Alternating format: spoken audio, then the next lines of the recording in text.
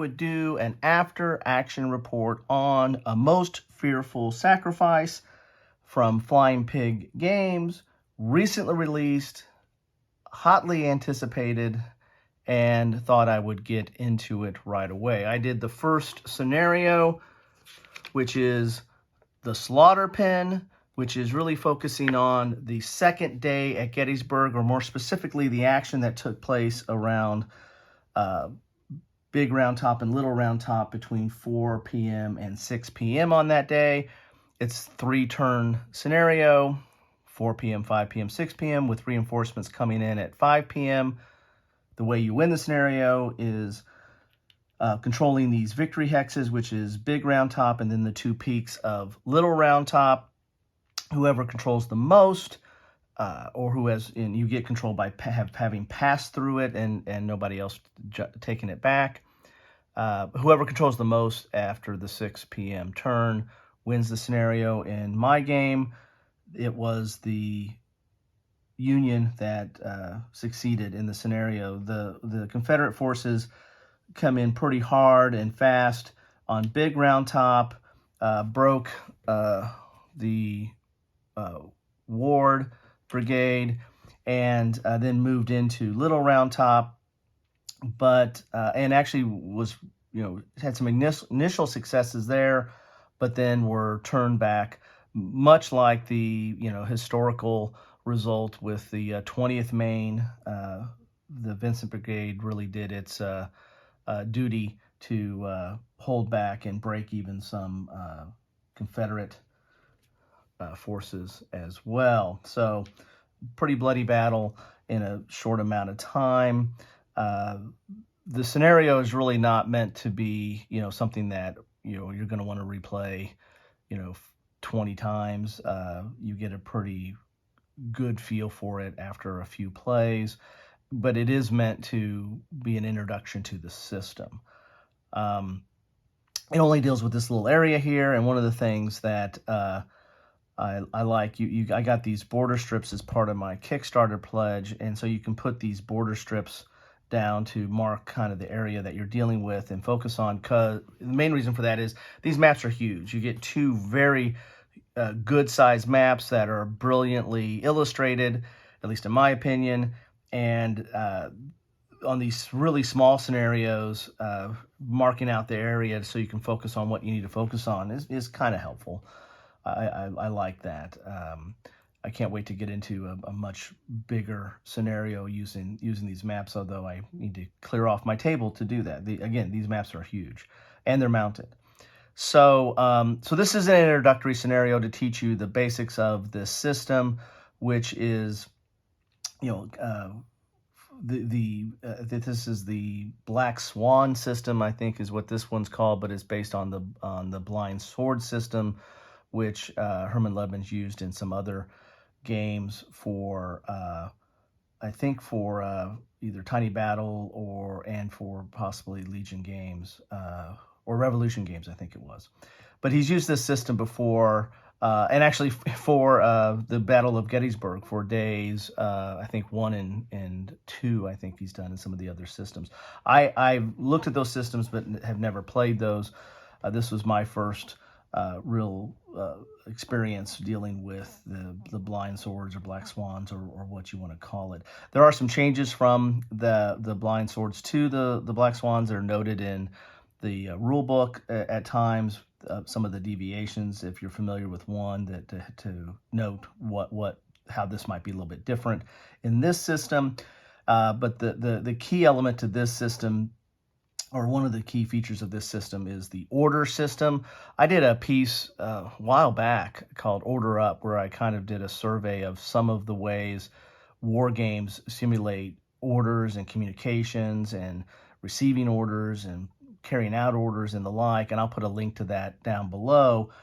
But that is kind of the core of this system. You basically have these activation cards, and it's going to depend on the scenario on what goes in where, but you're going to have your cores over here, and you're going to list out your put your brigade or divisions underneath this on what leader. So for example, in this scenario, I had three with the reinforcements, but you have a couple of division activations here, and so you're going to decide a priority. Sometimes you have up to three, so you might decide from 1 to 3 which one of these do you really want to move this turn. So you're going to be doing that each turn, figuring out at the very beginning who do I need to activate, and where do they, as far as moving, do I got to get them some spot, or do I need to have them attack, or the like. So you're trying to make your decisions early on prioritizing which of your groups that you need to move to the battle or perform in the battle. Then you're going to put that leader, that core leader, into the deck, into the draw deck. In this scenario, there was only two. There was Longstreet and there was Sickles. And so those are the only two you get in here. But you populate that deck with other cards as well, and I'll talk about that in a second. But when you draw that leader, so let's say I drew Sickles, then I'm going to roll a die, and these are the custom dice that come with the Kickstarter pledge I had.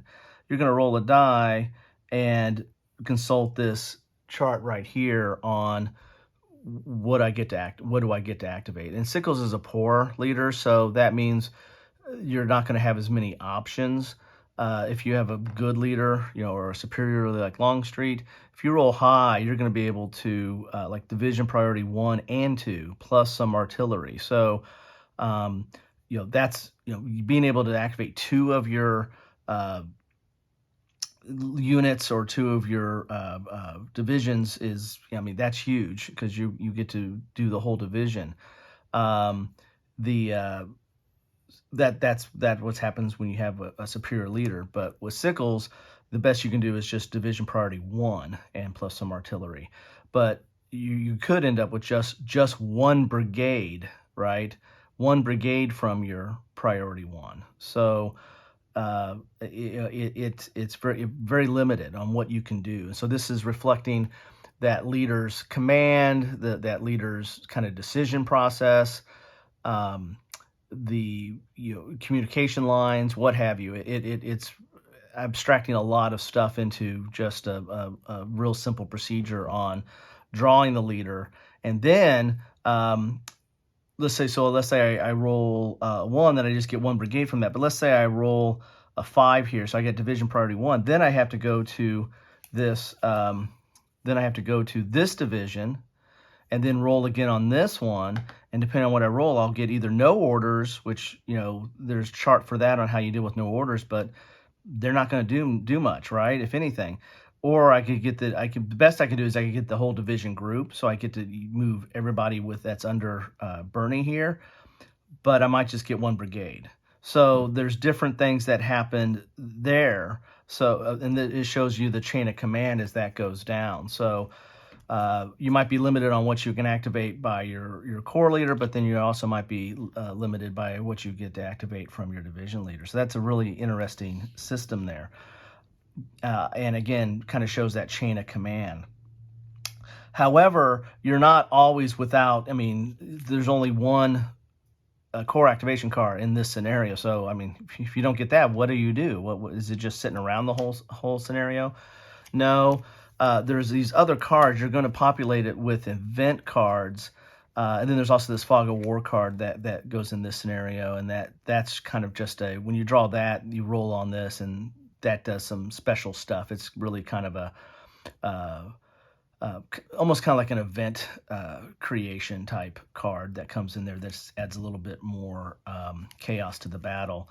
But you have these events, and in this scenario, you pick 2, and then you get 2 get randomly for each side. So you get to add 8 cards to that deck, or 4 for each side.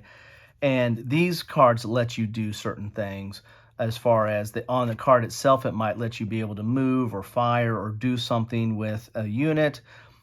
But also, if you pull this and you really don't like what the event is, or it's just not effective for that point, or you just can't do it because the conditions aren't there, you can always use the default event, which you can do a minimum move, which is 1 hex, or issue a fire command. So these came in real handy in the brutal battle on Little Round Top. Used a lot of these because you only have 2 core activations, but this is where a lot of the action is end up going to come from. Once you've moved them, I mean, you can move 1 hex, so you can maneuver stuff into space. And this is such a small area, a small scenario, that it doesn't take a ton of movement to get to being able to be engaged. But then you can issue fire orders, with these for individual brigades. So you're never at a loss in this game, or not at a complete loss, I should say, to do stuff. You've got your core activations, and then you've got your events, or default events even, always let you do something. Move a hex, or issue a fire order, or and if you get several of these in a row, you can kind of chain it to do your strategy, or affect your strategy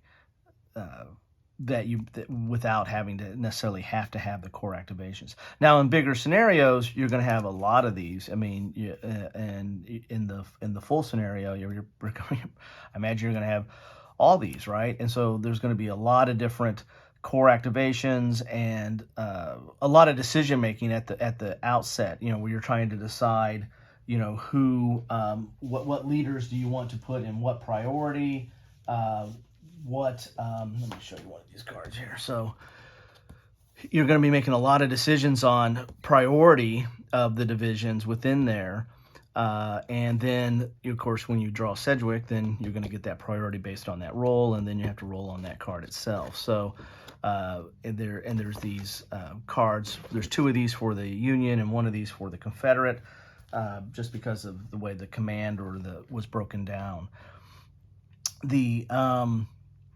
So that is a really keen aspect to this system, is this whole orders and how they're communicated and how you effectuate those, and what the system is simulating with the different roles of when you get this order, and rolling on that to see what that activation is, then going to the division and rolling on that to see what it activates.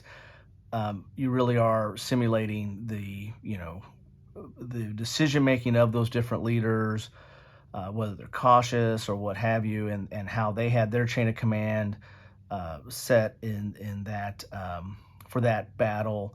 And it also kind of recreates, that battle, right? So Sickles is a poor leader because of some of the decisions he made, or how he made some of his decisions. So that's going to be reflected in this, in his card, and then the leaders that are under him, it will be reflected on their card. So anyway, interesting system. You've got these events that I use these a lot, especially on turn 2.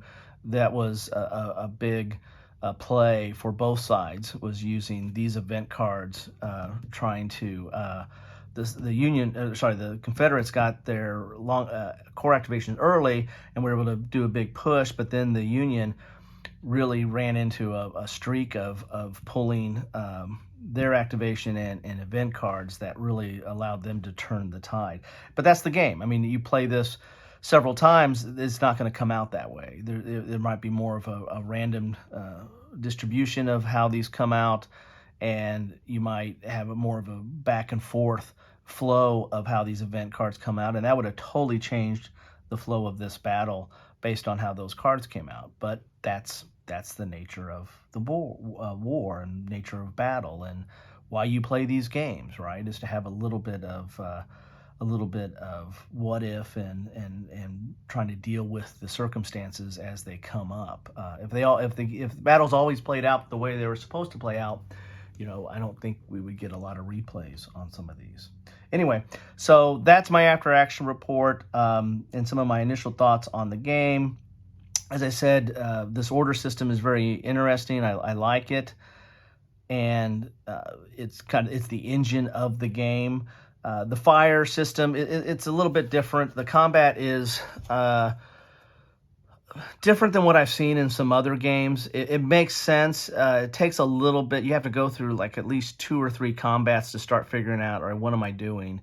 And there's a fire combat, there's assault combat. I did both of those to get a feel for those. There's how stuff breaks or panics and how you deal with the cohesion rating. That you figure that out as you go through this. But this looks, just if you just look at that, I'm just like, oh my God, what am I doing here? What have I gotten myself into?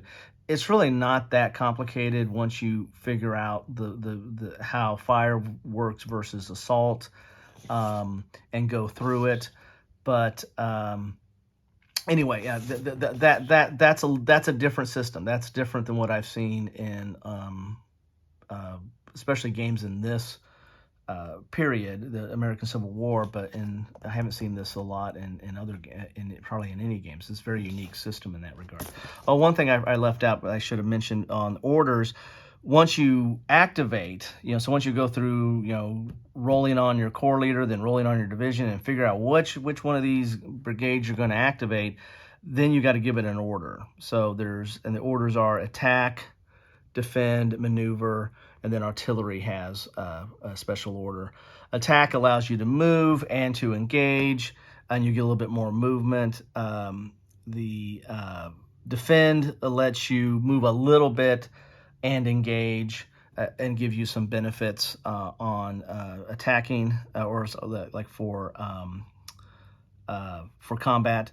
And then maneuver, it lets you move, to the best of your ability. I mean, whatever your movement is of your unit, whether it's infantry or cavalry or artillery, you get to move, but you cannot engage. So if you do the maneuver, you have to stay, I think, like 2 hexes away from an enemy unit if you're maneuvering. So there's that level too. So not only are you trying to figure out the chain of command to figure out get the orders to the actual unit, but then it depends on what order you gave to that unit, and then that unit can only do do what it can within the parameters of that order, whether it's attack, defend, or maneuver.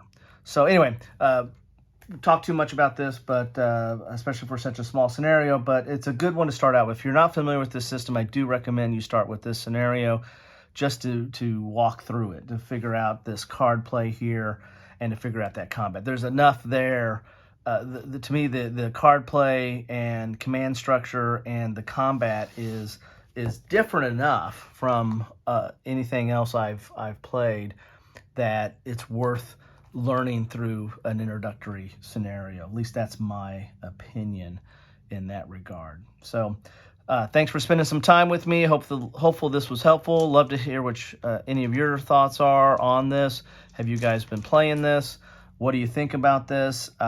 Production-wise, love everything that I've seen. I mean, some of the font is really, really small on some of these player aids.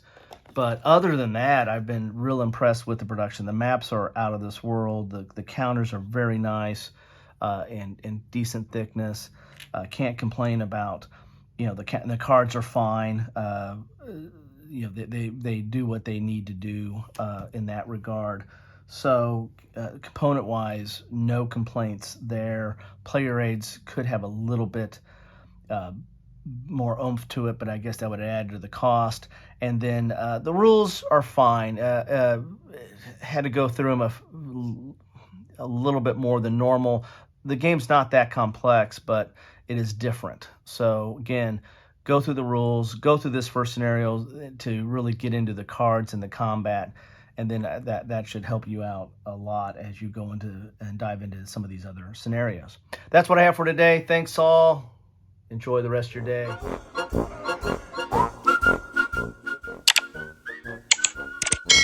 Thanks for watching.